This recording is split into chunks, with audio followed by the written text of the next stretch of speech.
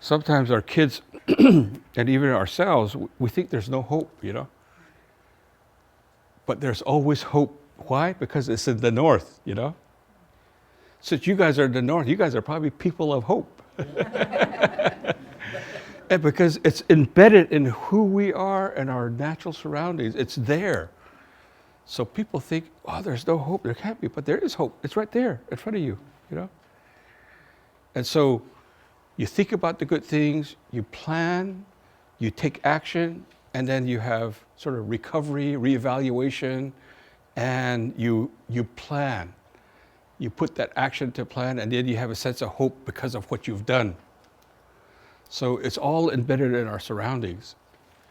So I understand what you're saying about language, the importance of language, the importance of culture. And I remember one time we were planning for this project. There's an elder sitting among us, and we were wrestling around with it. We were coming out with all these ideas, but we couldn't, we were losing traction, And he stood up and he says, he gave us a lecture. And he says, what you guys are doing is really good. He says, but you're not gaining traction. He said, he's talking in Navajo, And he says, the answer is right there, he says. And we're all looking around, What's he talking about? He says, just look, it's right there, he says. And so we're looking, All we could see was a wall, And he says, the answer is in the earth, Mother Earth. It's in the plants and animals. It's in the water. It's in the trees. It's in the mountains. It's in the air that you breathe. It's in the stars and the heavens. He went from here all the way up there. He says, the answer is right there, And we said, oh yeah, that's true. Here, we're just looking at this wall, And he set us straight, and we got it done. We got it done, So the answer is right there, We just have to look, Keys to success. Now, what is it and what is it not? So nation building, or this recovery period that we're in, it's not the same as self-determination. There's a difference. Self-determination was about sort of claiming rights or reclaiming rights. But nation building really is about what you do with those rights. That's what nation building is. Self-determination is really about what rights you claim, but nation building is really about what kind of nation do you want to be? So there's a little bit of difference there. It has less to do with what other governments do. It's more about you. What do you want to do? It has no endpoint. Rights are lost or won or defended when challenged. But governing is a constant challenge. It has to be accomplished every day. It's a tough thing to do, to govern, because it's an everyday challenge. So there's a little bit of difference between self-determination and nation building. So the best defense of jurisdiction, sovereignty, or self-rule is to exercise it effectively. You might get all this jurisdiction and handed in your lap, but what do you do with it? And how do you make sure that you exercise it well? How do you make sure that that's what happens? So the best defense of jurisdiction is you govern well. So here's the standard approach and also the nation building approach. There are two approaches. So this has been going on for a long time. This is kind of new, So here's building the native nation economies sort of the old way, the standard route. So new administration is elected, new chief and council comes on board, they promise to build an economy. The new leadership looks around and says, boy, we sure need to build an economy here, what should we do? So they say, anybody got any ideas? So they find some ideas. They said, okay, let's get an EDO planner, let's get a planner, let's hire a planner, and let's plan. You tell the planner to get some grants, so they get some grants. Now get something going. You start a business, any business, because you have 2-year terms, you better hurry up. You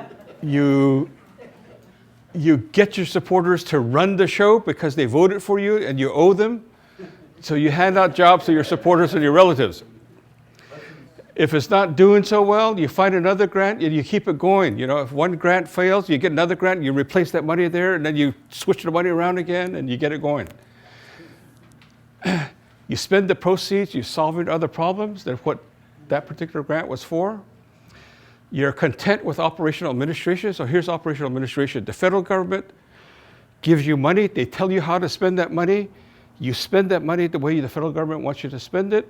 And then they say, okay, write a report. So you write a report, you send in a report. Next year, you use the same grant, you white out the dates and everything, you use the same proposal, and you go back over here, you do it all over again. That's operational administration. I know you guys never do that. If it starts to fail, you run for cover, you know? So your relatives are asking, where the hell do all the jobs go, you know? Can we start another business? Blame the feds, you know? Blame the manager, you know? What about the feds? Fire the planner. Oh, we need a new idea. So the next election, a new administration is elected to build an economy. They look around and say, boy, those guys before us really screwed up, you know? Good thing we got elected. What should we do? Here we go again. Find some ideas. Have a planner. Tell the planner, not get something going, operational, you know, then everything falls apart again, you know? So this is sort of the old way. I kind of noticed you guys never do that, you know? So the standard approach is not really good for sustainability, you know, because you basically have short-term thinking and you only have home-run ideas. You're thinking, gosh, you know, we just need to get General Motors here and then everything is going to be okay, you know. So you're looking for the home run, you know, you're looking for just one big project and then everything's going to be okay, you know. So it's sort of this savior mentality, you know. It's just really what it is. Political interference, enterprise management, external control, government instability. So here's the short-term approach, or the standard approach. It develops short-term thinking. It's non-strategic, because a little while ago, you guys were thinking way ahead. But in the standard approach, it's just like the length of the federal grants, which is usually 2 years or 3 years. So you're only planning for 2 or 3 years when your nation is going to be around for hundreds of years, you know. It views economic development as an economic problem. So you're thinking economic development, oh, it's an economic problem. We just need more money. Then everything's going to be okay. But you know who had a lot of money? Mashantucket Pequots. Lots of money. Did they become economically developed? No. Instead of building an economy step by step, it looks for the home runs. We just need one big victory. We just need one big thing. Everything is going to be okay. Rather than thinking about economic development as a step-by-step process, it can be slow and arduous, you know, but we lose patience, you know. It lets others set the development agenda. Often it's the province or the federal government. Oh, let them tell us what to do, and then we'll just follow what they say. Then it views indigenous culture as an obstacle to development. It's very racist, you know. The reason why indigenous people aren't becoming developed is because you're just too Indian, you know. It's the most ridiculous thing I've ever heard, but people think like that. They look to us and say, oh, you guys are too Indian. Even though we've been building economies for hundreds of thousands of years. So they think that you can't do it because you're just too Indian. So you have failed enterprises, politics of spoils, brain drain. Our best and brightest leave and live in Vancouver, Victoria, or elsewhere. Outside perceptions of incompetence and chaos that undermine the defense of sovereignty. So people from the outside look at us and say, okay, those guys, they don't know what they're doing, they're screwed up. Even though they're worse off than us. Yeah, there's all kinds of political instability in the provinces, all kinds of political instability in the federal government. I only have one word to say, Trump. That tells the whole story, you know?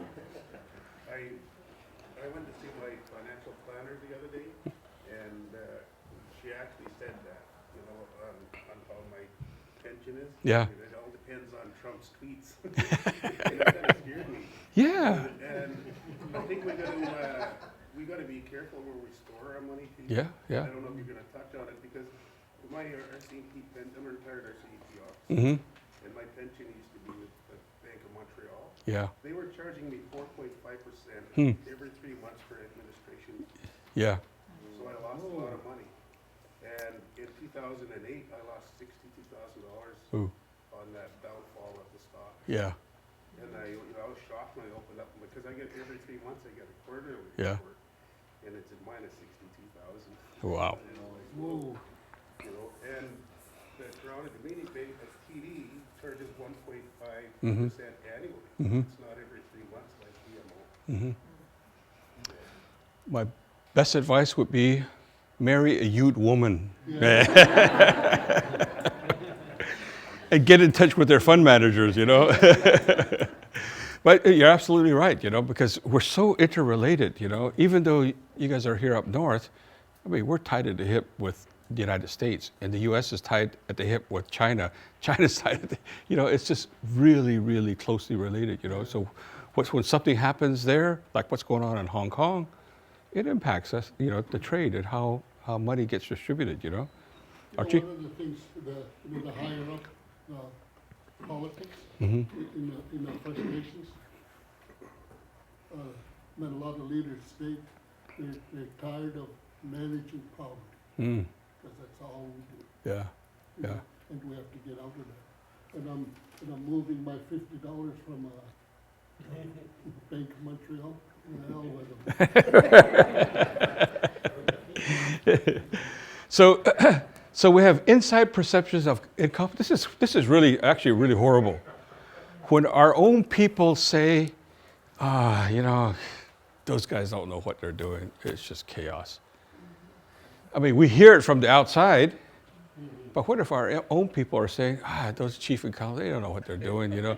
Those managers, gosh, you know. That's when it's pretty serious stuff, you know.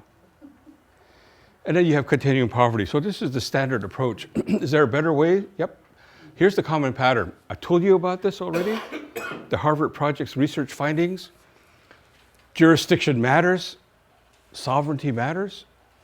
Are you calling the shots? Institutions matter. Do you have capable institutions of governance? Culture matters. Do these institutions, are they legitimate? Are they culturally grounded institutions of governance? So when I say culturally grounded, I don't mean traditional culture. I'm talking about modern, contemporary culture, because we've all changed in one degree or another. What's our culture today, you know? Are you thinking long term? Are you planning long term?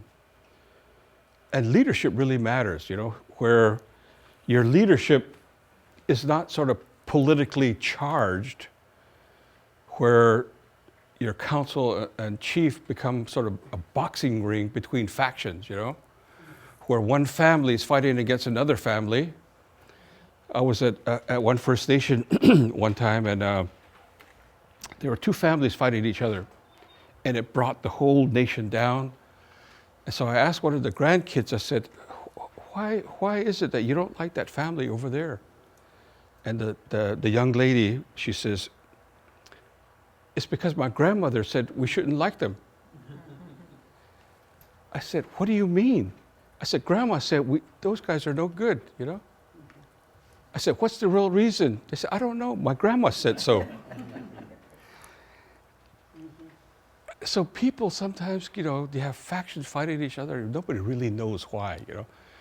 It could have been because somebody dated some girl in high school, you know, and who knows, you know? Or some girl dated some guy in high school and who knows, you know? But you just don't like that family, you know? So when you have factions like that and it plays out into the political arena, it brings everything down, you know? I know it doesn't happen with you guys, you know, so. But there has to be some way to resolve disputes. There has to be some way to make sure that all of that is put aside for the greater good of the people, you know? So this is where peacemaking comes in. This is where cultural ways of thinking come in. This is where a sense of humbleness comes in.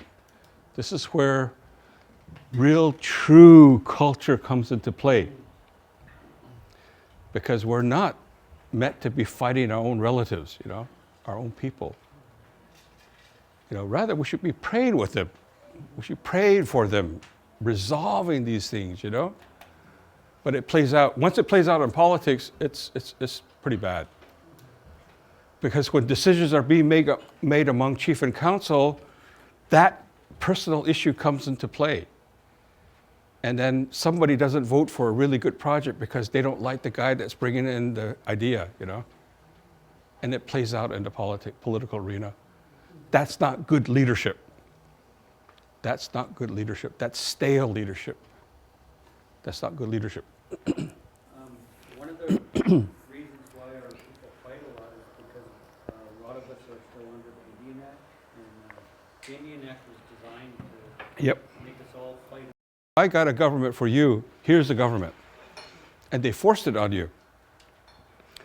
So the chief becomes the ultimate authority. Sometimes the council has very little control. So everybody knows that. So that's why every morning, who's sitting outside the chief's office? All their constituents. Because they know where the power is at. They know where the authority is at. Because if I can get the chief on my side to help me with something, I get the goodies. And if you come from a large family that voted for that chief, you get more goodies. So the Indian Act exactly does that. It actually pits people against each other. And if you only have two-year terms, even worse. Because when a new election occurs, new chief comes on, the first 6 months they're trying to figure out what happened with the last administration. The next 6 months they're trying to plan for the new administration. The next 6 months they're trying to implement the plan. The last 6 months they're running for re-election. So you only have 6 months to get stuff done. And if you don't have staggered terms among the council, the whole council could be removed. Then you have a whole new one coming in that they didn't know what was going on before, Then you start all over again, and just spinning wheels. And the federal government is looking at you guys saying, we sure screwed those guys, and thank goodness, Let's have access to their land, to their natural resources, to all the stuff they have. So it's deliberate. It's a deliberate mechanism to mess with you, to make sure you fail.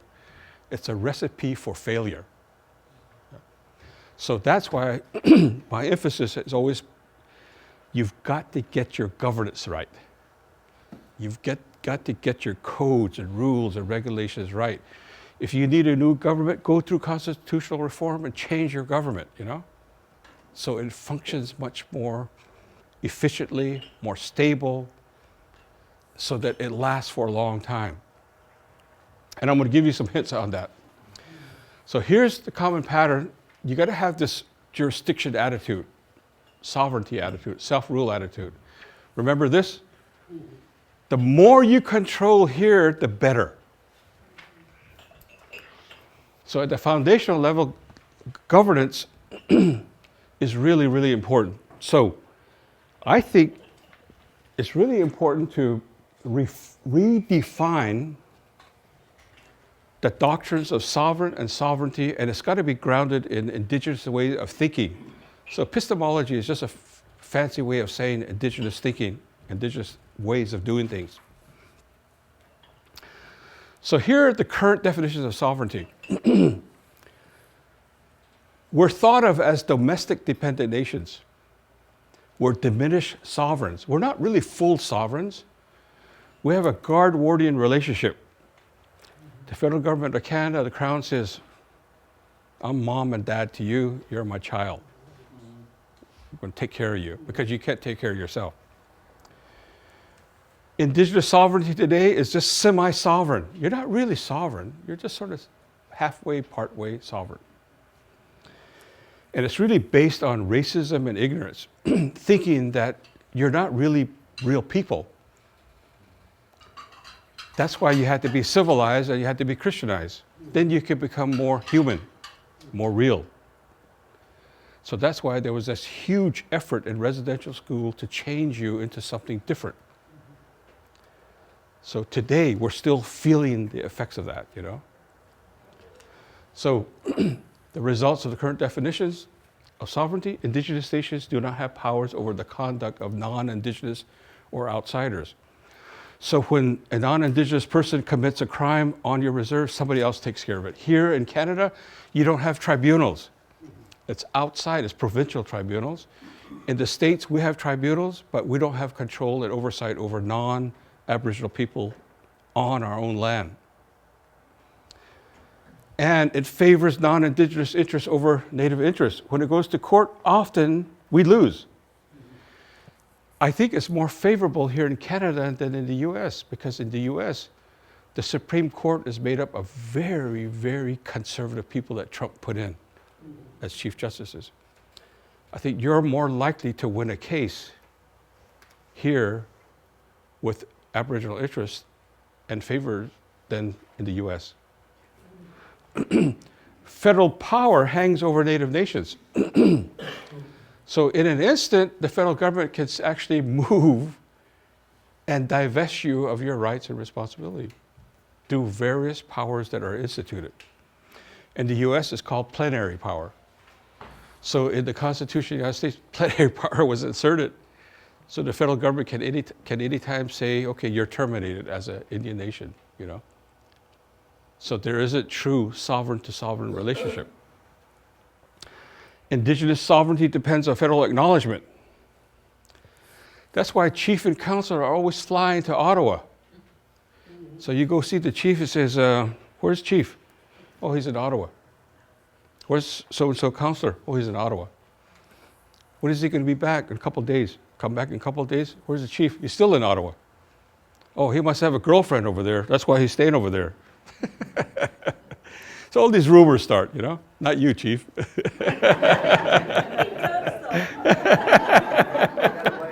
Oh, well, I stepped into that.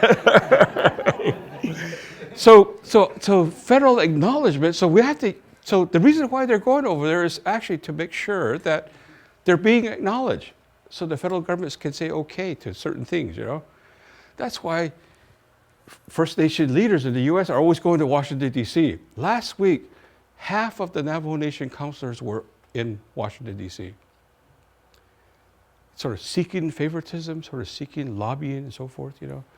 So we can get okay from the folks there. So differing views of sovereignty. So the crown, why do you think the crown? Why are we saying the crown? You know, kings and queens. It's basically aristocracy based. So in your own language, okay, now think Indian now. In your own language, what does sovereignty mean? What does it mean? Where does that word come from in your own language? In native thinking, okay? Now, do you have stories connected to that word?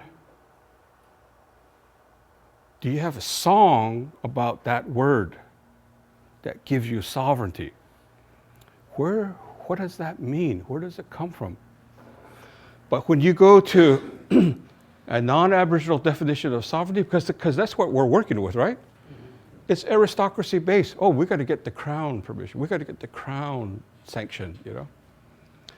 And then there are many views of sovereignty. You go Google sovereignty, there are all kinds of definitions.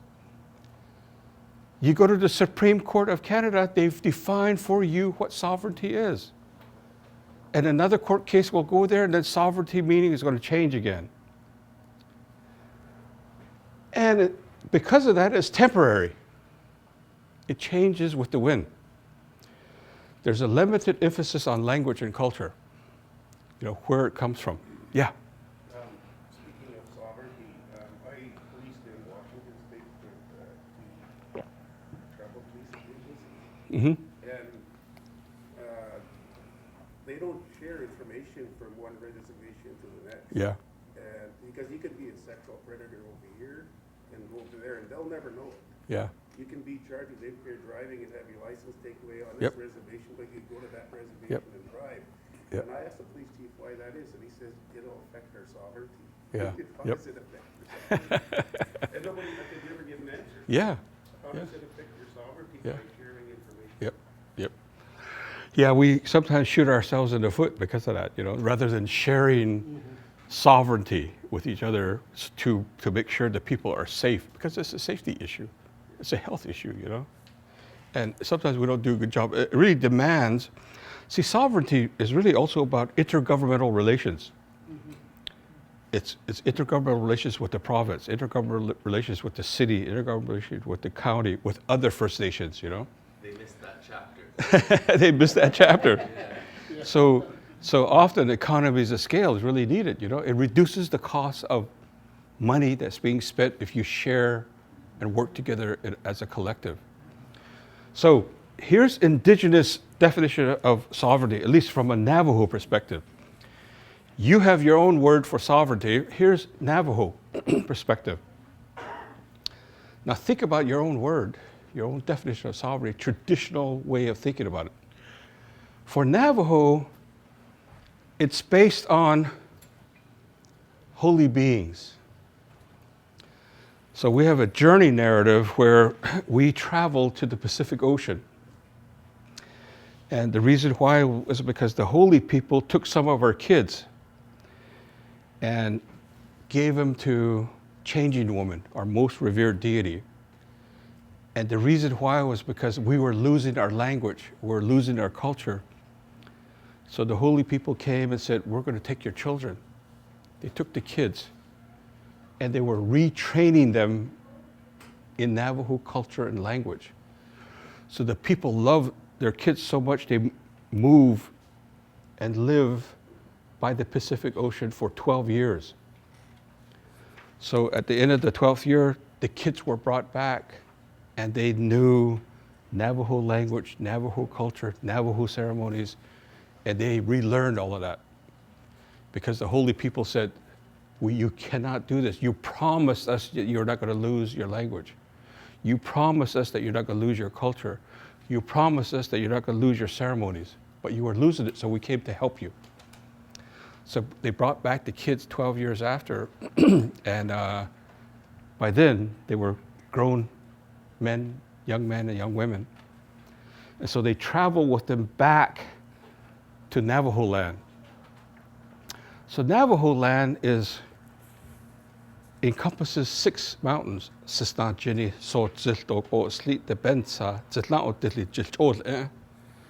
Within these sacred mountains is our boundary. That's our terrestrial home. We also have a celestial home that goes all the way up into the heavens. And it's based on these mountains. So when the people came back, they went to the sacred mountain of the west, right below there is Flagstaff, where I live. So every morning I see the mountain. Caledonia's been there, beautiful mountain. Blessed myself with it. And beneath that mountain, a ceremony was held.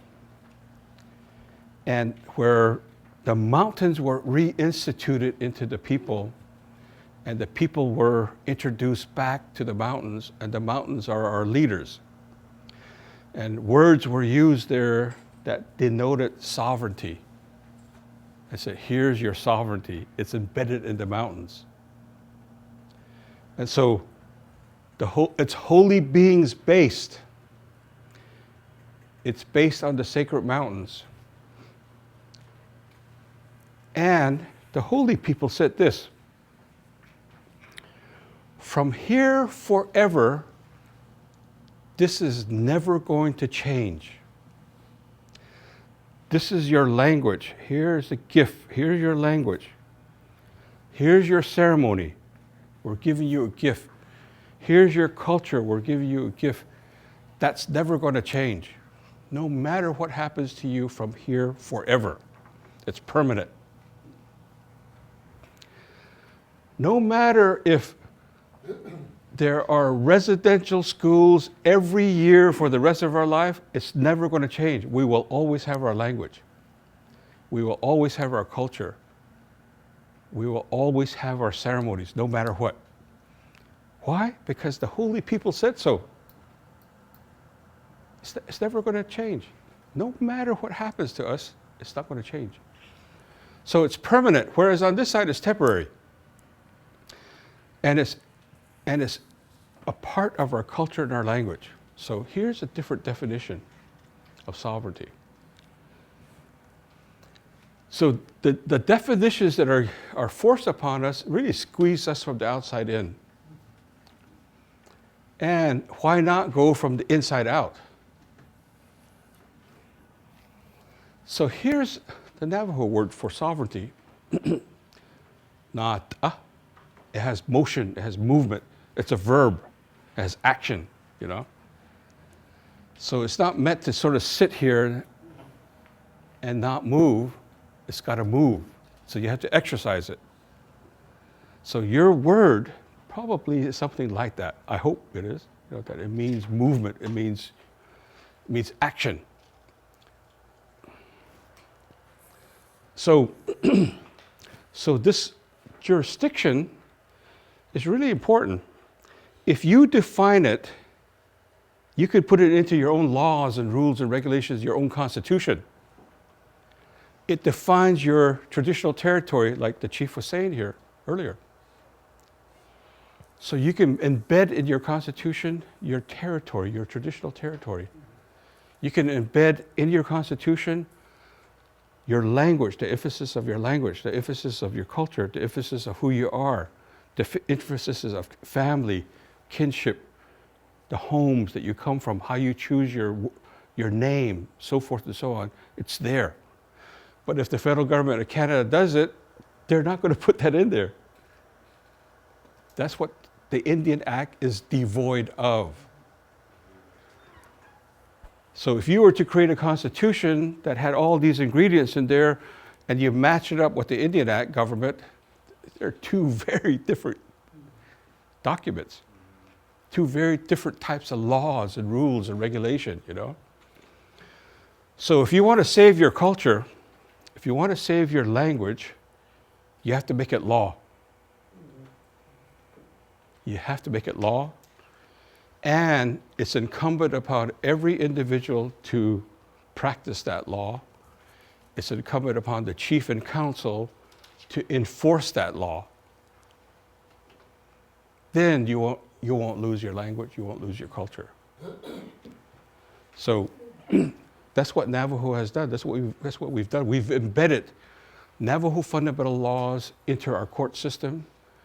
So so this guy that's driving down the road in Navajo and gets caught for speeding, you go to Navajo court, and if you say, I'm not going to pay that fine because I have my own jurisdiction, Navajo Nation was going to say, okay, that's wrong. You appeal it to the Navajo Nation Supreme Court. Navajo Nation Supreme Court justices hears your case, and then they're going to go to Navajo fundamental laws, and they're going to say, in our laws, traditional law, if you come into somebody's territory, you have to be respectful. You have to show humbleness. You have to respect our laws, our rules, and regulations. You didn't do that. You're a bad visitor. That's how they'll render their decision. You're a bad visitor based on our creation stories and our journey narratives, and you still have to pay a fine. If you don't pay a fine, we'll throw you in jail. You know? So, do you have jurisdiction like that? Do you have a way to assert jurisdiction so that you maintain who you are as human beings, you know, as children of the holy people? Do you have laws like that? You know, if you don't, there's a lot of work to do, around that. So second thing, it's 5 minutes to noon. Food's here? Not yet? Oh, quarter after, that's right. The second piece, capable governing institutions. So what's for lunch? No, I'm serious. Make your own sandwich. Oh, okay, cool. Oh, that sounds great. Okay. I was thinking about this big salmon, like real fat one, and I was thinking, no, I'm just kidding. Crab, like one time I was here, I flew to, is it Port Hardy? Port Hardy, I flew from Port Hardy into Economies. Just reminded me, so I was in Economies for several days, and it's a one-horse town, So when I was flying in, we had to drop off mail, so we landed on this water. I never landed on water before. So I was sitting on this side, the plane tipped off and the water came up here. I said, oh my gosh, these guys know what they're doing. And so we dropped off the mail, and then we turned around, we took off again, and then we got to Economies, and you just walk into town. So thank goodness the chief was waiting for me and walked me into town. But it's just a tiny, who's been to Economies? Anybody? Yeah, it's just a tiny place, right? It's just there's a B&B. Exactly. So I stayed the nurse left, so the nurse had an apartment, so I stayed there, and there's a B&B there. And it's the chief's sister runs the B&B at the end of the town. So at noontime, I went over there to go eat, and I walked in, and everybody's eating spaghetti, I was thinking, oh, spaghetti, that's pretty good. And so all the visitors they ate almost all the spaghetti, and I arrived, and the young lady says, I'm really sorry, the fresh water, the crab, the sweetest crab I've ever had in my life. But that's my experience at Economies. Wonderful place, great people. And Economies and what's the name of the place up river or up north? They're all related. No, it's there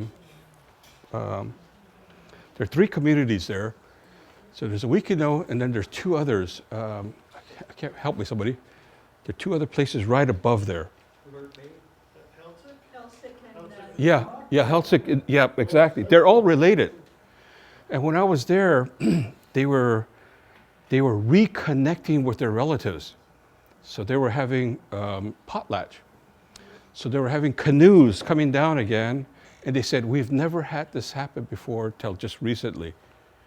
So the federal government, through the India Act, basically separated these 3 communities, but now they were bringing them back together, And they said, we're going to do this our own way. We're going to send canoes and reconnect, sing the songs, and with the blankets and so forth. So we're going to do that, They became family again, It was really interesting, And I got stuck up there at the community one time, but that's another story.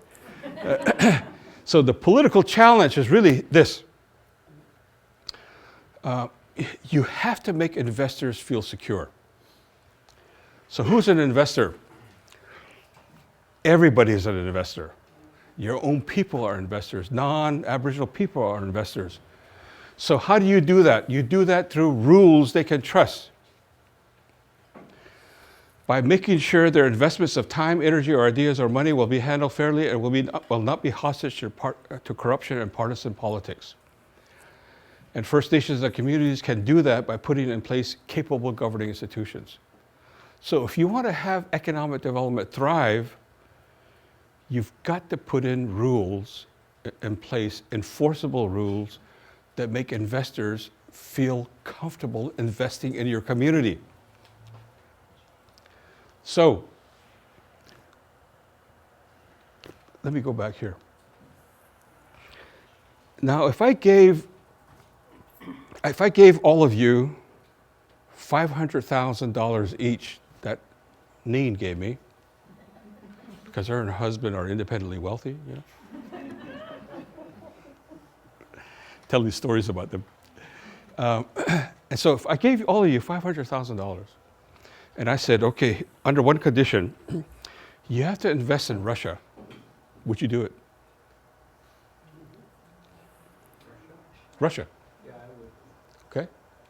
Why? Forest industry. Hmm? They're the only ones selling wood right now. Okay. Would you invest in Russia? No. Why? No, because the only way we have to look at ourselves, because we're we're controlled by policies. Okay. And that's how we think all the time. Yeah. We have to spend or we don't get money Mm-hmm. from the federal government. Okay. You know, people assume, we're always getting money from somebody. And we have to get to the mindset of, where we can manage them. Okay. Where we can make money work for us. Okay. And until I break those strings, no. Mm-hmm. Okay.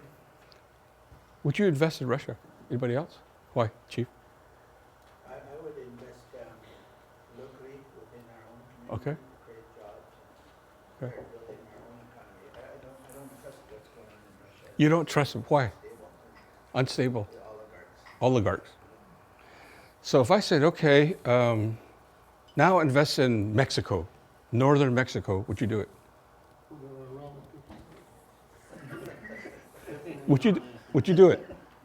Why? Because it's really unstable country, It's really, why is it unstable? the drug wars. Drug wars. So you have this $500,000 and you want to go invest in Russia, you got to pay the oligarchs this money, this amount of money, and you want your investment to be safe. If you got into an argument with these oligarchs and it goes to their court system, do you think your money is going to be safe? Probably not. Same in Sonora, Mexico. You have to pay off this drug lord, pay off this other drug lord, and then finally get to your business. And if you don't satisfy their requirements, they could just take it all from you, So, investors, do you have rules that they can trust? So if I came to invest in your nation, I have $500,000, say, okay, I want to invest in your nation. And if I get into an argument with your chief over hiring his relative, what's going to happen to my money?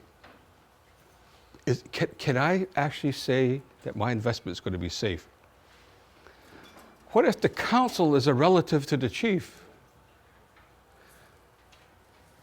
And I say, okay, we signed a contract, and then what if all of a sudden the chief doesn't get reelected and there's a whole new council? How do I know the contract is going to go from one administration to the next? You see what I'm saying here?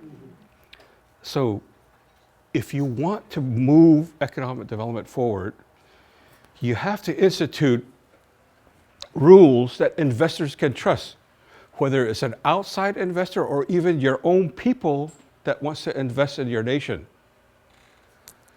So how do you do that? You have to put in rules. You have to have a commercial code. You have to have ways of resolving disputes. So if you don't have a tribunal to resolve disputes, it goes to the provincial tribunal.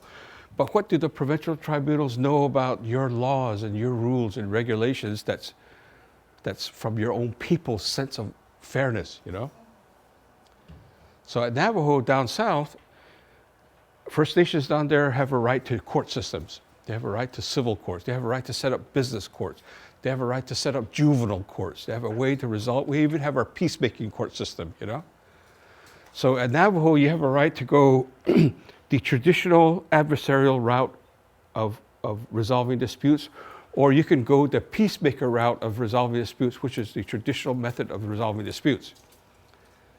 My brother went through a divorce, and he and his ex-wife said, okay, we're going to go not the adversarial route, because if you're over here,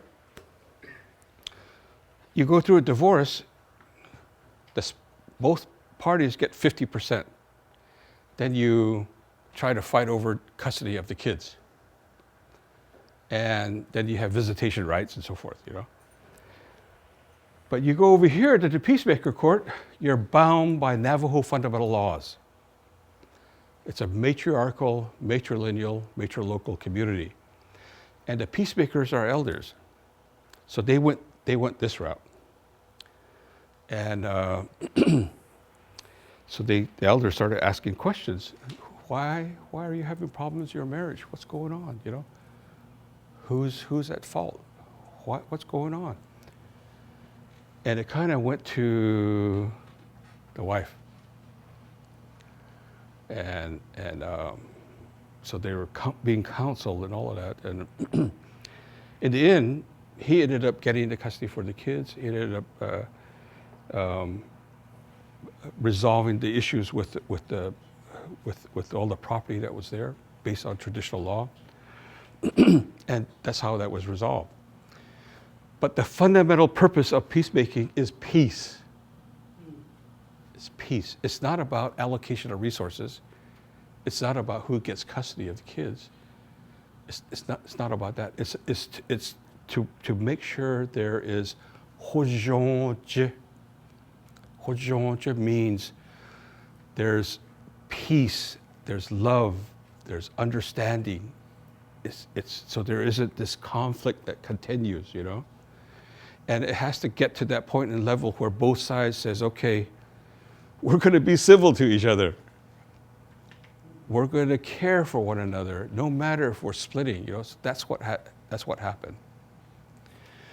And so what kind of court system do you have? How do you make sure these investors feel secure? If it gets into a dispute, how do you make sure that this investor is not going to tell other investors, hey, don't invest your money here. These guys are no good. They're going to treat you badly. Because once that word gets out, your credit rating is going to drop, like Venezuela. So you want to create an environment where, like member two, people are knocking on their door and saying, I want to invest there because I know my investment is going to be safe and I know I'm going to make money here. If I get in a dispute with Chief Terrence Paul, I'm going to be treated fairly, you know? So that's the kind of environment that you have to create. If you don't, if there's corruption and partisan politics in your nation, people aren't going to come and invest. They're going to take their investment elsewhere. So that's the challenge. That's the challenge.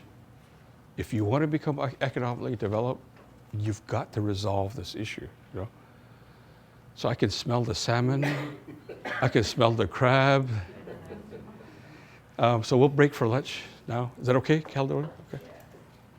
Every time I get mic'd like this, I always remember this guy forgot that he was mic'd and went into the bathroom.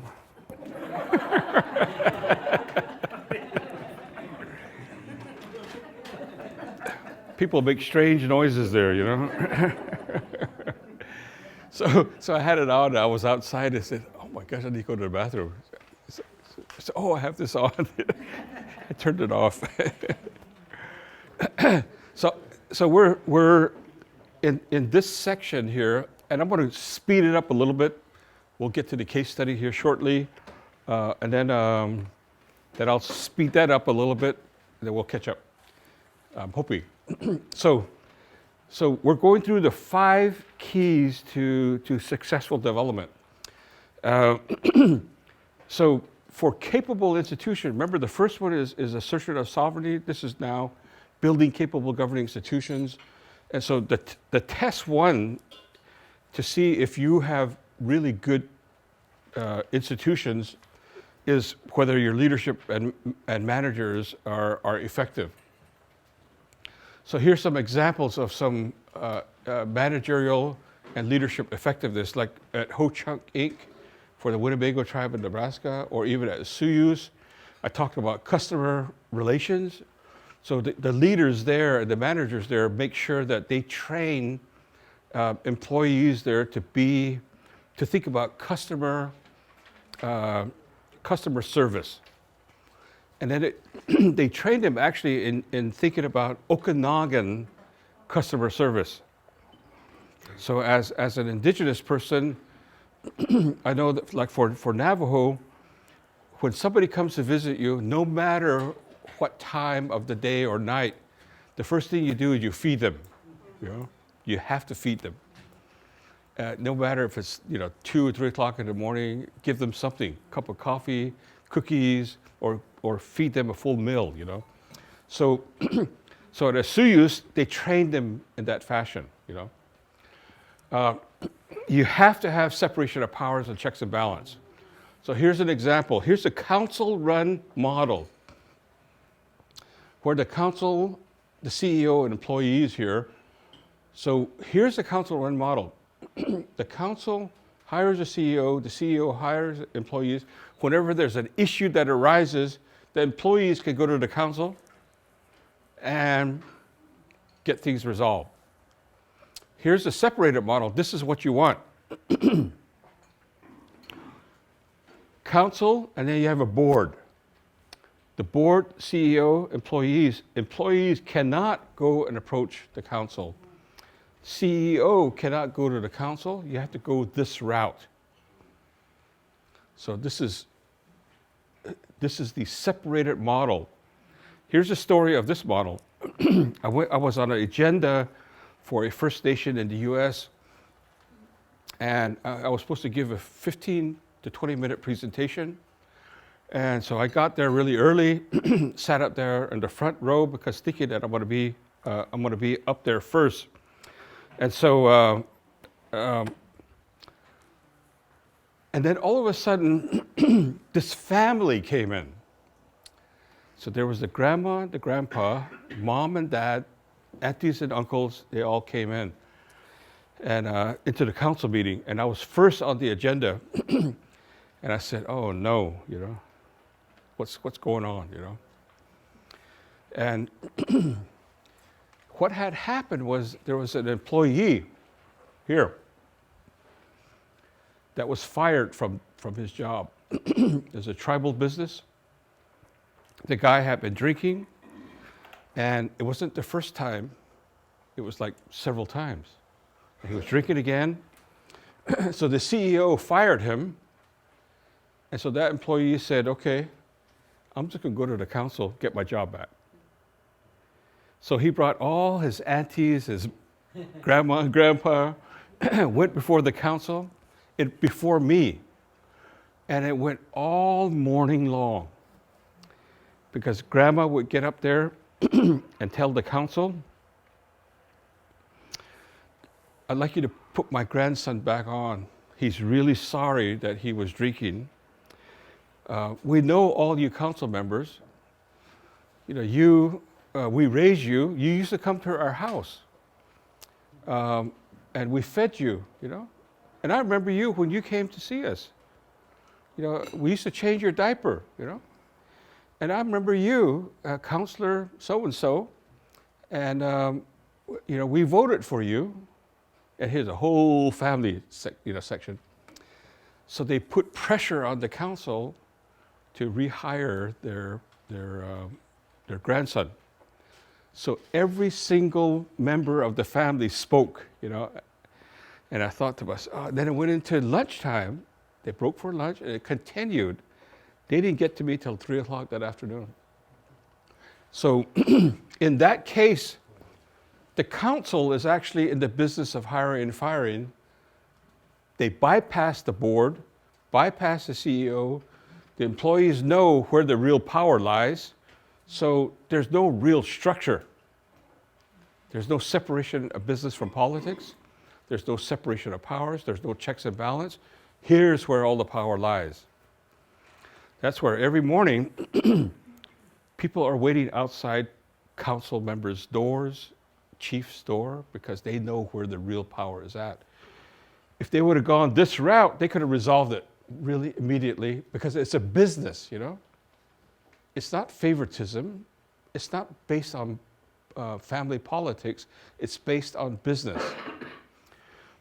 So if the family came to the council and said, okay, rehire my grandson, the council need to have enough cojones to say, we're sorry, we love you, Grandma, but that's not how we do business here. You have to go to the CEO. You have to have rules and regulations governing personnel policies, you know, grievance procedures set up, and you have to follow it. If you don't have grievance procedures, then everything rests with the council. Everything goes there, and that's why you're so inundated with stuff to do every day. You're putting out fires all the time instead of governing. you're really not governing, you're putting out fires. You're not thinking about the long-term future for the nation because you're putting out fires. And so your roles and responsibilities gets much larger than what it really should be. Yeah. I've done a program called Indigenous Business Leadership. Uh-huh. And there was always this, like, what we're talking about, how do you deal with the government's policies that are all there, and if you want to be Indigenous. So to me, this contradicts, Mm-hmm. like if you want to be Indigenous, to me it's contradicting myself if Mm. I'm wanting to be like fully into the culture, the language. At the same time, I gotta live with what's around me, Mhm. like where I live in the city, this and that. Mm-hmm. So I don't know what your thoughts are to that. Mm-hmm. Well, it's it's tough, you know. I was thinking about Clarence Louis when he says, okay, startup time for work is at 8 o'clock. Not at 8:01, not at 8:05, not at 8:15, not at 8:30, you know. He says to be Indigenous means to be on time. In fact, you should arrive at work 30 minutes before you're supposed to be working, you know. Because I remember my grandmas and grandpas, they were actually working before the sun came up, you know. And so you really had to be at work right away to get stuff done. Because if you arrive late, then it's hot outside to work, you know, you can't really work. So you have to start really early in the morning to work, you know. So, at least the way I think about it is what's really Indigenous and what's sort of recent made up Indigenous, you know. So what really is it? So to be Indigenous doesn't mean you work really hard, or does it mean you work a little bit, or you work halfway, or what, you know? So, and values are different, and nation to nation is different. So you kind of have to think about how do you develop rules and regulations that reflect who you are as a people, because one nation here can be very different than the nation right next door. But the rules have to apply to everybody. It can't just apply to the small few or just one select group of people. It has to apply to everybody. So if you're running a business, you know, and plus that, our culture is not static, you know. Our culture changes all the time.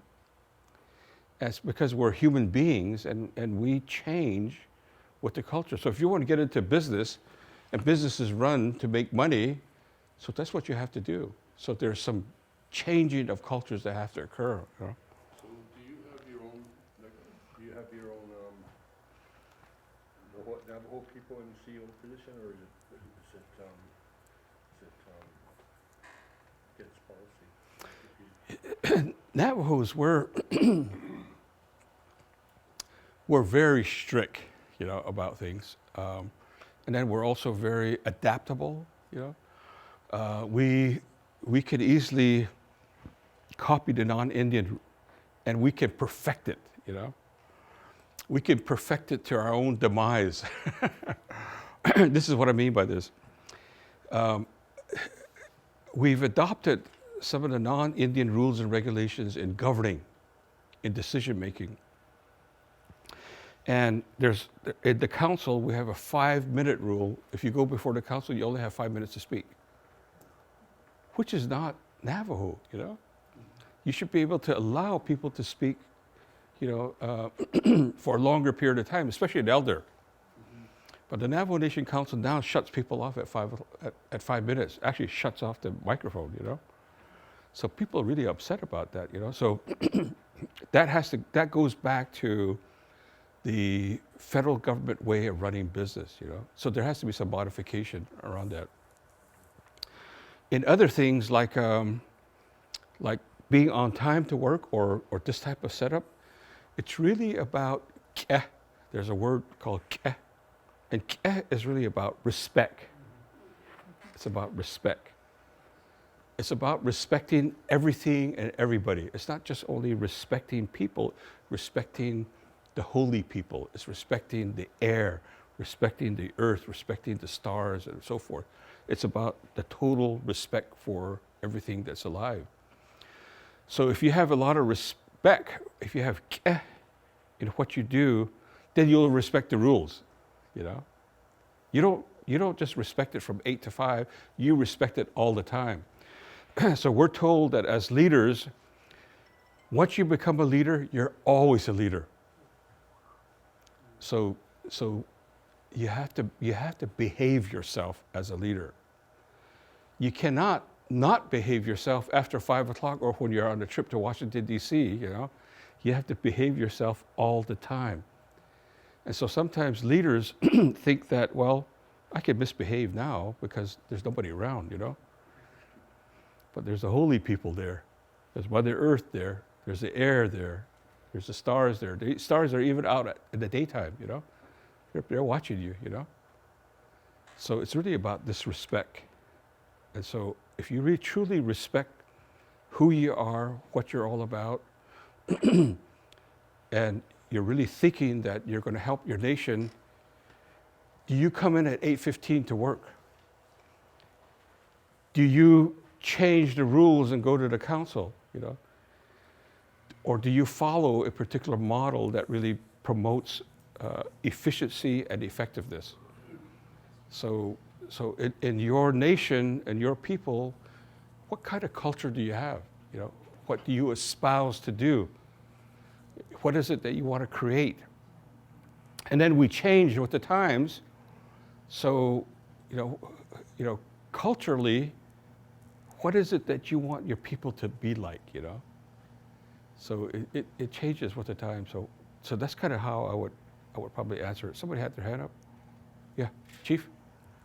Yeah, I think one of the things that in so the values of our in my community, my grandmother always talked about being cockhead, being hardworking, Yeah. and how shameful it was to be lazy, almost in our language, Mm. and how you had to get up early and you had to work hard, you had to work fast, Yeah. and all these things. And I think over time those values started to get washed away. Mm. So nowadays we come across that issue where you kind of got people kind of coming to chief and council. Yeah. But our justification for that is that the businesses make money for everybody. Yeah. The business is not there for the one person to support Yeah. Yeah. failings, trying to keep them in a job, or they're Yeah. not being qualified, or if they have lending problems or whatever. We try to focus it back to where it's gotta Yeah. make money for the nation, Yep. for the benefit of all, it's not just Yep. one person. That's a big deal. I mean, the dependency in the community is Yeah. really strong right now. Yeah. We're trying to push back on that, to try to create people that were independent and powerful, kind Yeah. of the people that our people used to be. Mhm. Kind of but we've lost that, so now we kind of Yeah. have to settle for a substandard Yeah. in our workplace, and we shouldn't be doing that. You know, one of our most problematic thing is this. You know, nowadays, our kids are like this, you know. Even at the dinner table, they're like this. One time I went to dinner with my sister-in-law, and she sat right across from me, and I was trying to talk to her, and she was punching it, you know. So I texted her, and I said, "How's your food?" And she picked up her phone, and she started laughing. She put her phone down, you know. And whose fault is that? It's our fault. It's your fault. And kids that are in the same house are texting each other, you know. They should just walk over there and talk, you know. They're texting each other. They're texting each other at the table, you know. So one of the elders at home, he has a box. Everybody has to deposit their phones there when he comes in the door, you know. And so one day he was on the phone, and his granddaughter took the phone away from him. He says, "You told us that this is the way it's supposed to be." And she put it in the box. And he said, "You're right, you know." So it it's our own fault. Really, it is, you know. And then we let our kids sleep all day, and then they're up all night. I mean, I've never heard of such a thing, you know. At home, some of our relatives, you go, that's what happens. You go to their house during the daytime, everybody's sleeping. So where's everybody? Oh, they're asleep. And the sun is way up here, you know, and you kind of wonder, what's going on, you know, why? We have people roaming around at night, you know, and then they're sleeping all day. Their days and nights are all mixed up. Whose fault is that? It's our fault. We're letting our kids do that. So because of that, they can get away with stuff, you know? They think they can get away with stuff. So it's kind of a values thing, kind of what is it that we want to create? How do we want to live? What's important to us? What do we want our kids to look like, you know, years from now?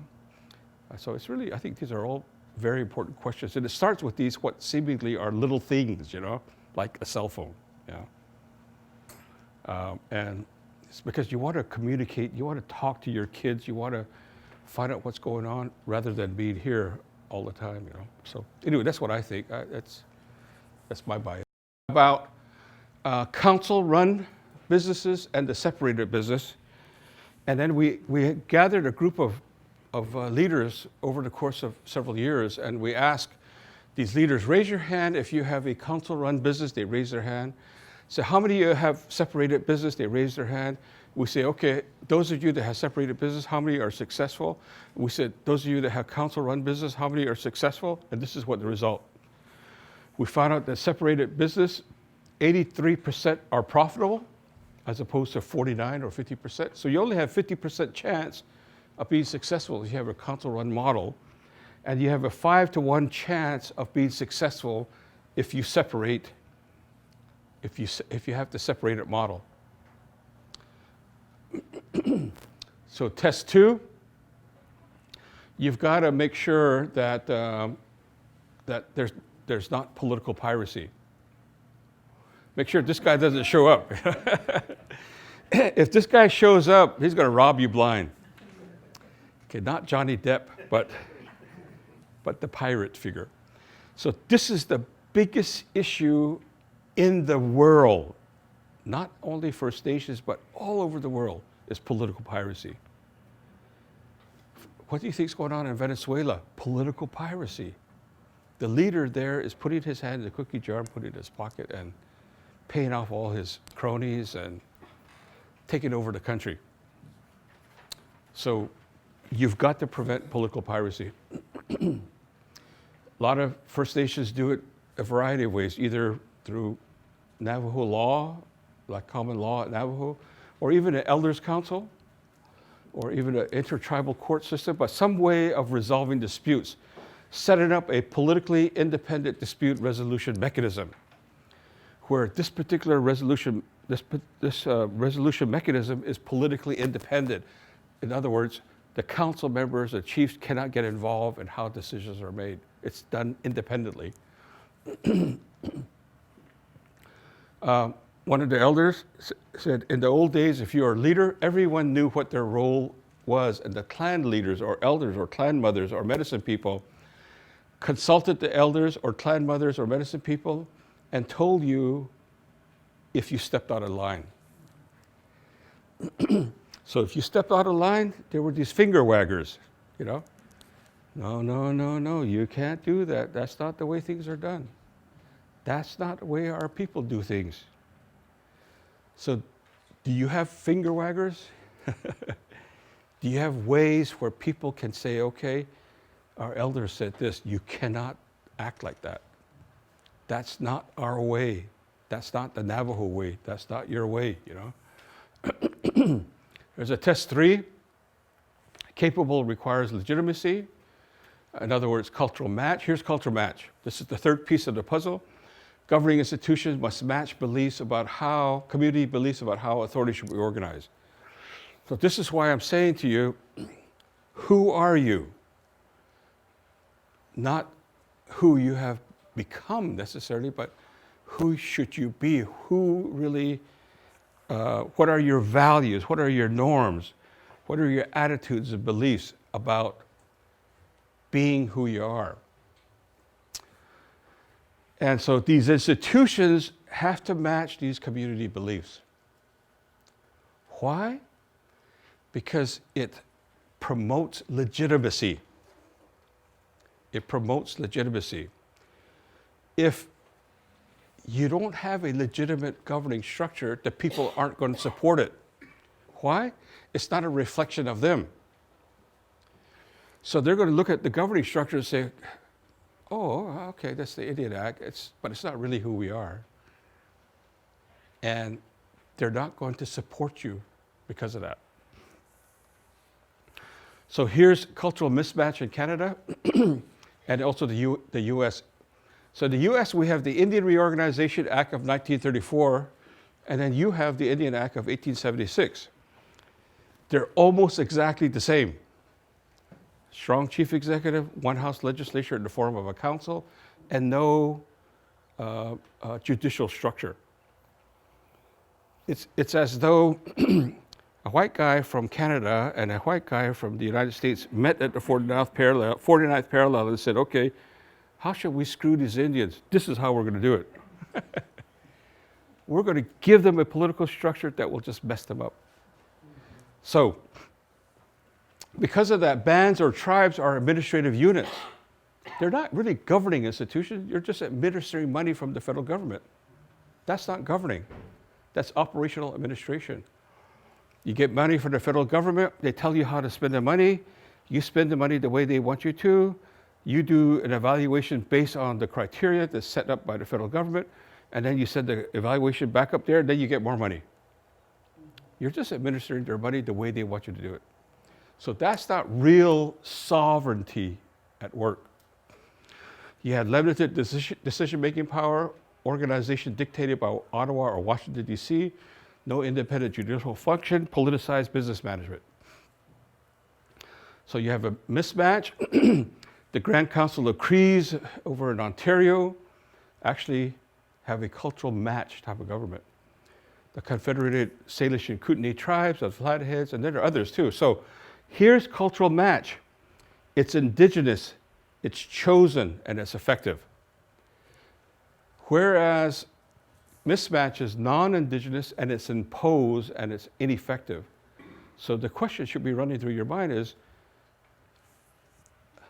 is what we have indigenous? Is what we have something we chose? And does it work?